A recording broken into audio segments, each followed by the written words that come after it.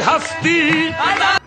ناظرین کرام، بہت سے لوگوں کو یہ نہیں معلوم کہ حضرت عزیز میاں کنوار رحمۃ اللہ علیہ کا انتقال کس وجہ سے ہوا تھا۔ معلومات فراہم کریں گے جو یقیناً آپ کے لیے دلچسپی کا باعث ہوں گی۔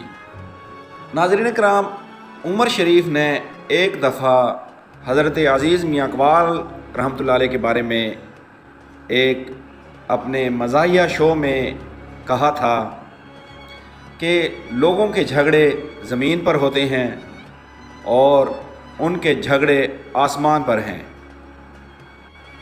یہ اللہ سے جھگڑا کرتے ہیں۔ ناظرین کرام، صابری برادران نے حضرت عزیز میاں کنوار رحمۃ اللہ علیہ کی قوالی میں شرابی کو اپنی ایک قوالی میں تنقید کا نشانہ بنایا۔ عزیز میاں کنوار رحمۃ اللہ علیہ نے اس کا جواب اپنی ایک قوالی ہائے کم بخت تو نے پی ہی نہیں میں دیا۔ ناظرین کرام، عزیز میاں کنوار کے صابری برادران کو جواب کے بعد سے میں شرابی اور ہائے کم بخت تو نے پی ہی نہیں کو ایک ساتھ پیش کیا جاتا ہے۔